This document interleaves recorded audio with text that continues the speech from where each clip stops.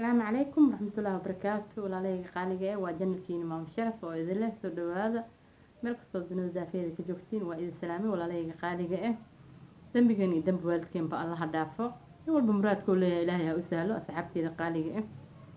waxaa maanta mawduuceena waxaa waaye maanta aan rabaa inaan ka sheekeeyo raggeena Soomaaliyeed ee gabdhaheena Soomaaliyeed maskaxda ka qabta abuse gareeyo markasta dhibaatada u geysto ayaan ka hadlaynaa gabar saaxiibtay oo ku dhacda ayadan dhibaatadaas ninkeedii yacni oo hooyadeed hataa inay xiriiriso waa diidan yahay hooyadeed inay soo booqato islaanta waa u diidan yahay mar walba aflagaada dheeri dilaa ku jiro oo dilaa maskaxda ayuu ka dagay ma ahan inaad xaaskaaga abuse garaysid inaad maskaxda ka dishid maahan inaad garaacdid maahan marka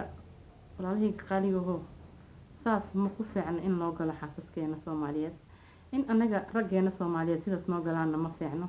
anagana raali kama nihin in sidaas noola galo in waxaan jecelnahay si wanaaga aan ku wada joogno anaga dhan walaalahayga qaaliga gabadhaas waxay ku fikirtay markasta inay kala tagaan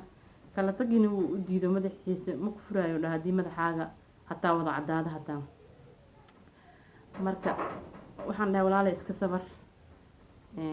intaas oo ciyaal haduu ka dhalay oo hadana sidaas oo yeelay ilaahay iska bari sababtoo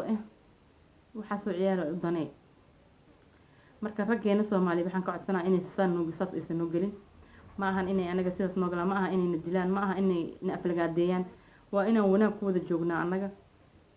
dadkeena yacni dhalinyaradeena Soomaaliyeed ma ahan raggeena inuu anaga si xun noola dhaqmo annagana ma ahan inaan raggeena si xun noola dhaqano insha Allah marka waxaan isku dayaynaa in aan wada fiicnaano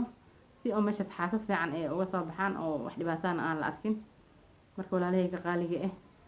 waxaan iska codsanayaa in gabdhaheena Soomaaliyeed sidaas loo dhaamo in aan maskaxda laga dilin in aan dib loo geysan in aan la garaacin in aan yacni waxyaalahaas xun dhan laga ilaalishaa gabadhaad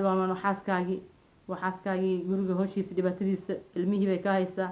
dhibka ay maraysa hal maalin guriga haddii ninka raggaa lagu daayo wuu dareemayaa dhibka ay xaaskiisa ku jirto oo yacni waxa ay hayso keliya ninka aqli leh ma dareemayo ma fahanteen saxaabteeda qaaliga marka yaan la isku xadgudbin